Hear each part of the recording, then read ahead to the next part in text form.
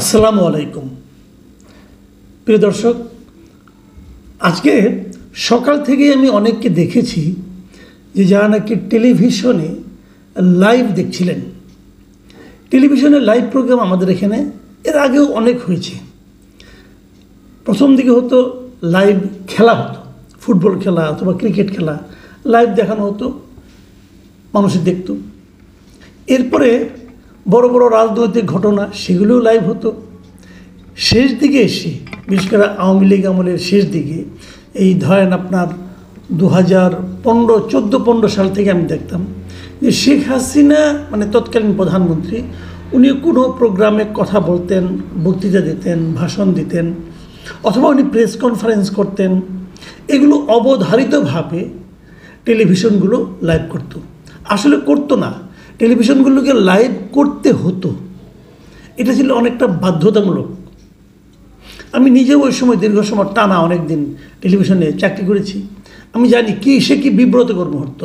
ধরা যাক সেখানে হয়তো রাত মানে গুরুত্বপূর্ণ একটা খবর হবে, সন্ধ্যা 7:30। আমি যে টিভিতে চাকরি করতাম সেখানে সন্ধ্যা 7:30 একটা খবর হতো। 7:30 খবর শুরু হবে, প্রধানমন্ত্রী হয়তো কোথাও কোনো একটা অনুষ্ঠানে বক্তৃতা করবেন, ওখান থেকে ফোন আসতো, এটাকে লাইভ করতে হবে। পুরো খবরটাই বন্ধ করতে হয়েছে, অথবা খবরটা শুরু হয়েছে, হেডলাইনতে পড়া হয়েছে, তারপরে ওনাকে লাইভে যেতে হয়েছে এবং সেই লাইভ হয়তো আধা ঘন্টার বেশি চলেছে, আর খবরটা দেখানো সম্ভব হয়নি। এই ধরনের ঘটনা বহুবার আমি নিজে মুখোমুখি হয়েছি। মানে জোর করে দেখানো আর কি, দর্শককে বাধ্য করা। সবগুলো টিভিতে যেহেতু হতো, কাজে ওই সময় যদি কেউ টিভির সামনে দাঁড়াতেন, বসতেন, যে কোনো টিভি দেখুন না কোনো, রিমোটে উনি যে কোনো টিভি দেখুন না কোনো, ওনাকে দেখতে হতো, ওই ভদ্র মহিলাকে দেখতে হতো, ওনার কথা শুনতে হতো। কেউ কি শুনতো না, মানুষ গালাগালি করতো, মানুষ বিরক্ত হতো। যারা টিভিতে চাকরি করতেন তারাও বিরক্ত হতেন, কিন্তু কোনো উপায় ছিল না, দেখাতে হতো।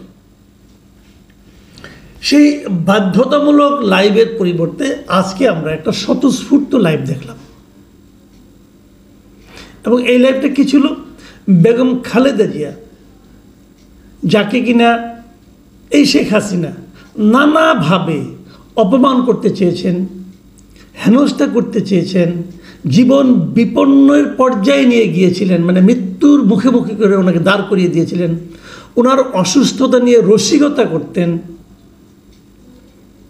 সেই খালেদা জিয়া আজকে দেশে ফিরলেন এবং ওনার ওই ফেরার দৃশ্যটা আমার দেখা মতো মোটামুটি সবগুলো টেলিভিশনকে আমি দেখলাম লাইভ সম্প্রচার করলো। কেন করলো? এদের মধ্যে অনেকগুলো টেলিভিশনের মালিক কিন্তু, সেগুলো কিন্তু আওয়ামী আমলেই হয়েছে। সেই মালিকগুলো আওয়ামী লীগের মানে পা চেটেছে, কোনো সন্দেহ নাই। এখন হঠাৎ করে কী এমন হলো যে তারা খালেদা জিয়া লাইভ দেখাচ্ছে? দুটো কারণ দেখাচ্ছে। এক নম্বর কারণ হলো যে খালেদা জিয়ার অনুষ্ঠানটা লাইভ দেখালে দর্শকরা তাদের টিভিটা দেখবে। তার মানে খালেদা জিয়া দেশে ফিরছেন, কিভাবে ফিরছেন, ওনার শারীরিক অবস্থা কেমন, ওনাকে অভ্যর্থনা জানানোর জন্য এয়ারপোর্টে কত লোক গিয়েছে, এয়ারপোর্ট থেকে ওনার বাসভবন পর্যন্ত কত লোক রাস্তার দুপাশে ছিল, এই সবগুলো দেখার জন্য প্রচুর লোকের মধ্যে আগ্রহ এবং কৌতূহল ছিল। জনগণের সেই কৌতূহলকে মেটাতে সম্ভবত টেলিভিশনগুলো লাইভ করেছেন। এটা হলো একটা প্রফেশনাল কারণ। আরেকটা কারণ ছিল, সেই কারণটা হলো এই সমস্ত টেলিভিশনের অধিকাংশের মালিক নানা রকম দুর্নীতির সঙ্গে জড়িত এবং এরা কোনো না কোনো ব্যবসার সঙ্গে জড়িত। এই ব্যবসাগুলো করতে গেলে তারা দীর্ঘদিন সরকারের সহায়তা নিয়েছে, সরকারের তোষামোদি করেছে এবং সরকারের তোষামোদি করেই ব্যবসা পেয়েছে। এগুলো সবই কিন্তু প্রকাশ্যে, এখানে গোপন কিছু নেই ভাই। এগুলো আপনি পুরোনো দিনের ফুটেজ খুঁজলে পেয়ে যাবেন। তাদের টেলিভিশন সেগুলো আবার প্রচারও করা হয়েছে। সেই লোকগুলো এখন পাশা উল্টে গেছে। তারা এখন থেকেই চেষ্টা করা শুরু করেছে, যদি আগামীতে বিএনপি আসে তাহলে বিএনপির নেক নজরে কীভাবে থাকা যায়, সেই জন্য তারা চেষ্টা করছে। আমাদের দেশে একটা কালচার আছে, সেই কালচারটা হলো ব্যবসা করতে হলে সরকারের সঙ্গে বিরোধিতা করে করা যাবে না, সরকারের সঙ্গে মিলেমিশেই করতে হবে। সেই কালচারটা আগামী দিনে অব্যাহত থাকবে এরকম মনে করেই হয়তো তারা এই কাজগুলো করেছে। যাই হোক, তাদের কথা আমাকে বাদ রাখি, আমি বরং একটু খালেদা জিয়ার কথা বলি।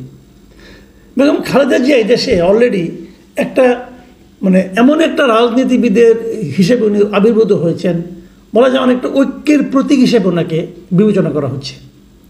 কারণ এবং ওনার যে একটা আপোষহীন চরিত্র ছিল আগে থেকে, তারও কিন্তু প্রমাণ আমরা এই সময় পেয়েছি। যেমন ধরা যাক, উদাহরণ দিয়ে বলি, উনি কিন্তু অনেক দিন ধরে শারীরিকভাবে অসুস্থ।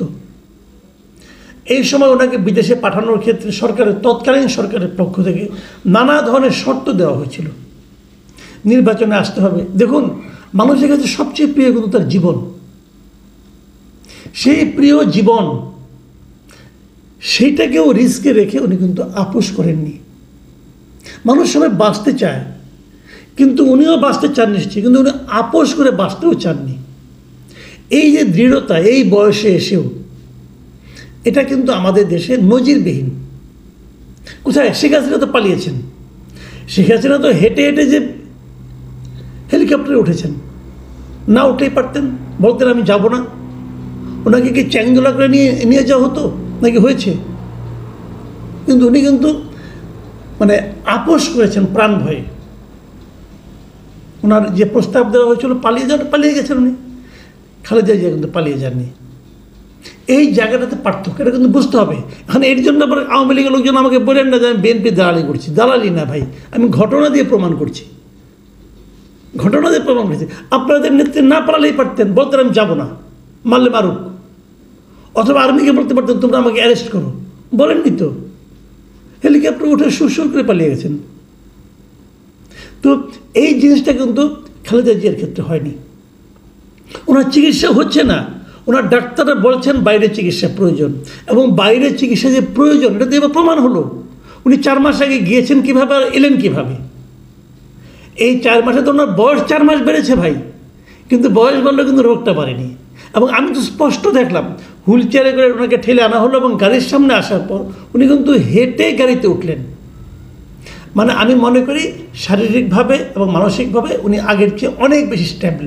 এই একই কথা কিন্তু ওনার যিনি ব্যক্তিগত চিকিৎসক ছিলেন এখানে, ডক্টর AZM জাহিদ হোসেন, উনি নিজেও বলেছেন যে উনি আগের চেয়ে ফিজিক্যালি অ্যান্ড মেন্টালি অনেক বেশি স্ট্যাবল।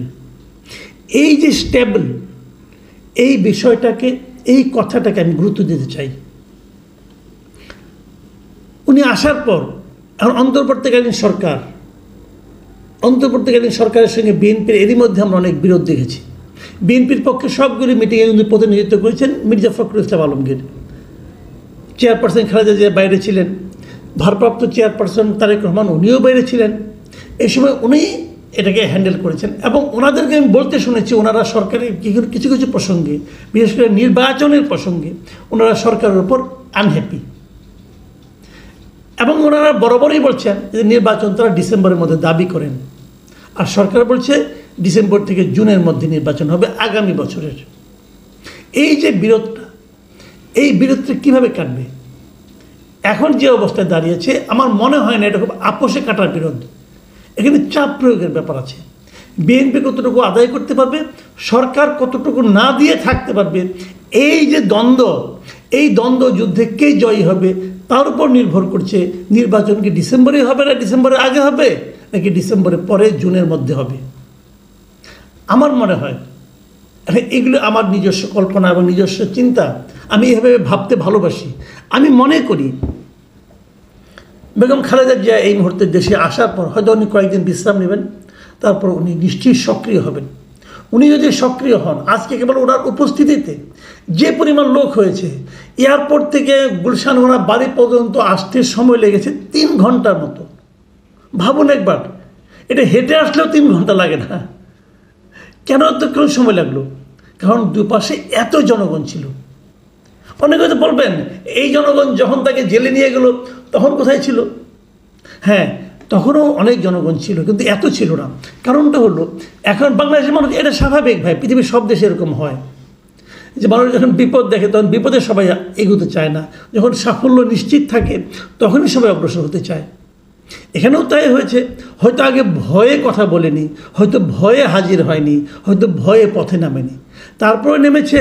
যতটা নেমেছে তারা বিপদগ্রস্ত হয়েছে, মামলা হয়েছে, মোকদ্দমা হয়েছে, তারপর তারা কিন্তু দল ত্যাগ করেনি। এই যে দল ত্যাগ করেনি, এর পেছনে কিন্তু বেগম খালেদা জিয়ার যে অনমনীয় এবং আপোষহীন যে অবস্থান, সেটা যেমন কাজ করেছে, তেমনি কাজ করেছে তাদের নেতা বিদেশে থাকা তারেক রহমানের যে দলকে পরিচালনা করার ক্ষেত্রে, যেটাকে অনেকে বলে যে একনায়কতান্ত্রিক মনোভাব। হতে পারে একনায়কতান্ত্রিক মনোভাব, আমি সেটাও অস্বীকার করি না, কিছু কিছু ক্ষেত্রে তো ছিলই, কিন্তু তারপরেও দূরে থেকে দলকে ঐক্যবদ্ধ রাখার ক্ষেত্রে সেটা কিন্তু একটা পজিটিভ ভূমিকা পালন করেছে, এটা আমি মনে করি। কিন্তু তার মানে এই নয় আপনি একনায়কতান্ত্রিকভাবেই দলটাকে বাকি সময় পরিচালনা করবেন। আমাদের অবশ্যই প্রত্যাশা থাকবে সামনের দিনগুলোতে আমরা দেশে যেমন গণতন্ত্র পাবো, দলেও তেমনি গণতন্ত্র পাবো। সেই প্রত্যাশা কতটুকু মিটবে আমরা জানি না, আমরা প্রত্যাশা করব। কিন্তু আমাদের এই মুহূর্তে প্রত্যাশা থাকবে গণতন্ত্রের প্রথম যে স্তর, একটা নির্বাচন, সেই নির্বাচন, আমরা নির্বাচন দ্রুত চাই। বিএনপি কী চায় না চায় আমার বক্তব্য আমার জানার দরকার নাই। আমি পার্সোনালি নির্বাচন দ্রুত চাই। আমি মনে করি যত দ্রুত সম্ভব এদেশে একটা গণতান্ত্রিক প্রক্রিয়া শুরু হওয়া উচিত। এবং গণতান্ত্রিক প্রক্রিয়া প্রথম ধাপ হচ্ছে নির্বাচন, যে নির্বাচনে প্রত্যেকটা মানুষ ভোট দিতে পারবে এবং তাদের প্রত্যেকটা ভোট গণনায় বিবেচনায় নেওয়া হবে। তার জন্য বেগম জিয়া ওনার আগের চেয়ে অনেক স্ট্যাবল মানসিকতা নিয়ে, স্ট্যাবল ফিজিক্যাল কন্ডিশন নিয়ে উনি ভূমিকা রাখবেন, এটাই ওনার কাছে আমার প্রত্যাশা। আমি প্রত্যাশা করব আগামী দিনগুলোতে সেই রকম ভূমিকায় আপোষহীন খালেদা জিয়াকে আমরা দেখতে পাবো। প্রিয় দর্শক, এখন এই পর্যন্তই। আল্লাহ হাফেজ।